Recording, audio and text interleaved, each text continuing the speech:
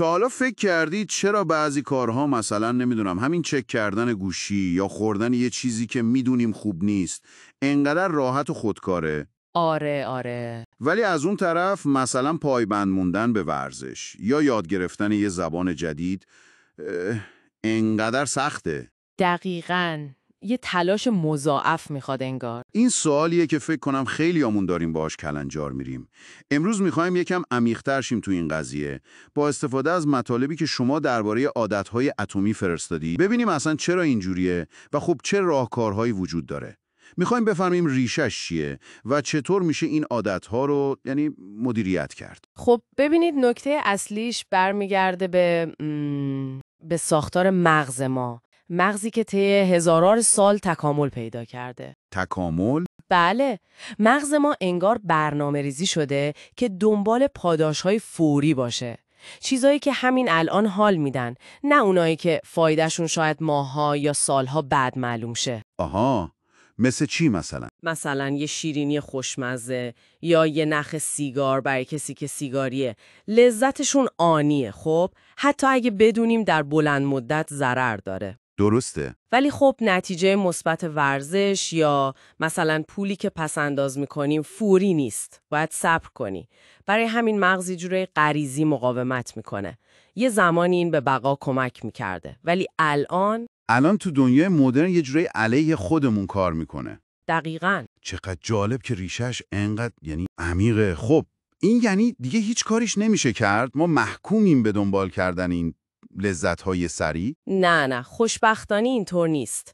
منابعی که بررسی کردیم، مخصوصاً عادت‌های اتمی جیمز کلیر، یه جور نقشه راه خوب ارائه میده. کلیر میاد 4 قانون اصلی برای تغییر رفتار معرفی میکنه که خیلی کاربردی‌ان. عالیه. خب بیاد شروع کنیم. قانون اول چیه؟ چطور میتونیم این سیستم مغزی رو یه جورایی نمیدونم دور بزنیم؟ دقیقاً. قانون اول خیلی ساده و هوشمندانه است. آشکارش کنید. آشکارش کنید یعنی چی؟ یعنی نشانه‌ها و سرنخ‌های عادت‌های خوب رو باید طوری بذاریم جلو چشمون که دیگه نشه نادیدشون گرفت و برعکس نشانه‌های عادت‌های بد رو باید سخت و دور از دسترس کنیم. آها، مثال میزنید؟ حتماً. مثلا میخواید بیشتر کتاب بخونید، خب کتاب رو نذارید تو قفسه، بذاریدش روی بالشتون یا روی میز کنار تخت. که یعنی قبل خواب ببینیدش؟ دقیقاً. یا میخواید کمتر گوشی چک کنید. وقتی کار دارید گوشی رو بذارید توی اتاق دیگه یا توی کشو، جایی که جلوی چشمتون نباشه. فهمیدم. یا مثلا برای ورزش صبحگاهی. کفش و لباس ورزشی رو شب قبل آماده کنید، بذارید کنار تخت. صبح که بیدار میشید اولین چیزی باشه که میبینید. در واقع داریم مسیر رو برای انجام کار درست هموار میکنیم. پس با یه تغییر ساده تو چیدمان محیط اطراف میتونیم ناخودآگاهمون رو هل بدیم سمت اون کار خوبه. خیلی جالبه. ولی خب فقط دیدن نشونه کافیه. بعضی وقتا آدم حالشو نداره. کار سخته. قانون بعدی چی میگه؟ سوال خیلی خوبیه. اینجا قانون دوم میاد وسط. جذابش کنید. جذابش کنیم؟ بله، مغز ما دنبال لذت، دنبال دوپامینه. پس باید یه کاری کنیم که انجام اون عادت خوب خودش یه جورایی کیف دده یا حداقل خواستنی تر بشه. چطوری مثلا؟ یه تکنیک خیلی خوبش همراه کردن وسوسه است.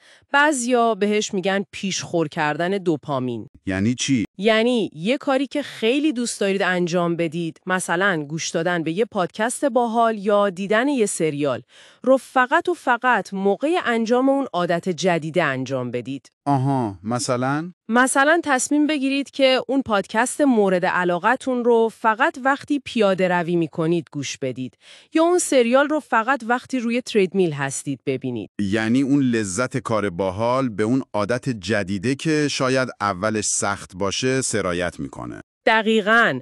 اون انتظار رسیدن اون لذت باعث ترشح دوپامین میشه حتی قبل از شروع کار. همین انتظار خودش انگیزه رو خیلی میبره بالا. فهمیدم. پس اول آشکارش کردیم، بعد جذامش کردیم. ولی خب بعضی عادتها هستن که ذاتاً سختن یا خیلی وقتگیر به نظر میان. اونجا باید چی کار کرد؟ اینجاست که قانون سوم خیلی به درد میخوره. ساده‌اش کنید. ساده‌اش کنیم. بله. اصل حرف اینه که اون استحکاک اولیه، اون سختی شروع کار رو تا جایی که میشه کم کنیم. معروف‌ترین راهش هم قانون 2 دقیقه‌ای هست. قانون 2 دقیقه‌ای شنیدم دربارش. آره، میگه هر عادت جدیدی رو باید طوری تعریف کنی که شروع کردنش کمتر از 2 دقیقه طول بکشه. مثلا هدفتون اینه که روزی 1 ساعت کتاب بخونید. خب با خوندن فقط 1 صفحه شروع کنید. همین. میخواید روزی 30 دقیقه ورزش کنید. با پوشیدن لباس ورزشی شروع کنید. فقط پوشیدن لباس؟ آره، هدف اینه که فقط اون مانع اولیه رو رد کنید. اون مقاومت ذهنی رو بشکنید. معمولاً وقتی شروع کردید ادامه دادنش خیلی راحت تر میشه. واقعا این قانون 2 دقیقه‌ای خیلی خوبه. اون حس سنگینی شروع کار رو از بین میبره. دقیقاً. طراحی محیط همینجا دوباره مهمه. مثلا میوه ها رو بذارید روی کانتر آشپزخونه، نه ته یخچال. این خودش خوردن میوه رو ساده تر میکنه. یا داستان ویکتور هوگو رو شنیدید؟ نه، چی بوده؟ میگن وقتی میخواسته رمان بنویسه و حواسش پرت میشده، لباساشو میداده خدمتکارش قایم کنه که نتونه از خونه بره بیرون. جداً؟ آره، این یه مثال خیلی شدید از ساده کردن کار درست، یعنی نوشتن، با سخت کردن کار اشتباه، یعنی بیرون رفتنه. عجب. خب فرض کنیم با این قانون 2 دقیقه‌ای شروع کردیم و انجامش دادیم. حالا چطور مطمئن بشیم که این ادامه پیدا میکنه و ولش نمی‌کنیم؟ اینجاست که قانون 4 میاد دیگه، نه؟ دقیقاً. قانون 4 میگه رضایت بخشش کنید. مغز ما کاری رو تکرار میکنه که بلافاصله بعدش یه حس خوب، یه پاداش کوچیک بگیره. مشکل عادتهای خوب چیه؟ اینه که پاداش اصلیشون معمولاً دیر میرسه. درسته، مثل همون ورزش که گفتید. آره، امروز ورزش میکنی ولی نتیجهش رو ماها بعد میبینی. مغز این فاصله رو دوست نداره. پس بعد یه کاری کنیم که بلافاصله بعد از انجام عادت خوب یه حس رضایت کوچیک ایجاد بشه. یه پاداش فوری.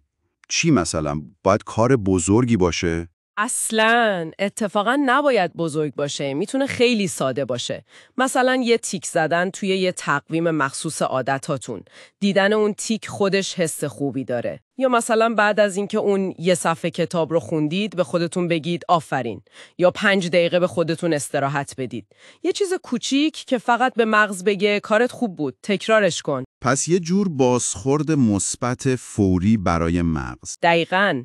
این چرخه عادت رو محکم میکنه. خب پس اگه بخوایم جمع‌بندی کنیم، کل داستان اینه که اول بفهمیم مغزمون چطوری کار میکنه، یعنی دنبال لذت و پاداش فوریه. و بعد با استفاده از این 4 قانون آشکارش کن، جذابش کن، سادهش کن و رضایت بخشش کن، این سیستم رو به نفع خودمون تنظیم کنیم. دقیقاً همینطوره. انگار داریم یه رابطه کاربری بهتر برای مغزمون طراحی میکنیم. چه تعبیر خوبی! و نکته کلیدی که توی این منابع مخصوصاً عادتهای اتمی خیلی روش تاکید میشه، قدرت همین قدم‌های کوچیکه. عادتهای اتمی. برای همین بهشون میگن اتمی.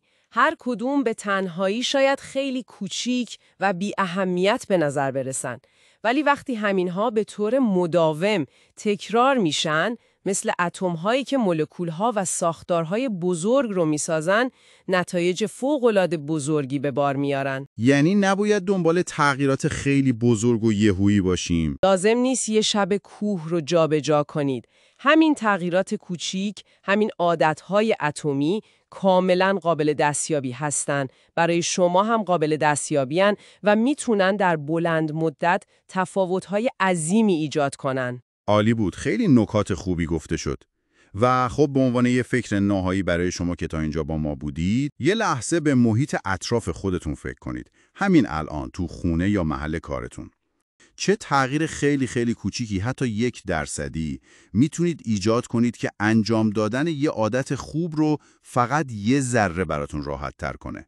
یا برعکس، انجام یه عادت بد رو فقط یه ذره سخت‌تر. سوال خوبیه. شاید فکر کردن به همین سوال خودش اولین قدم باشه برای ساختن یه عادت اتمی جدید برای شما.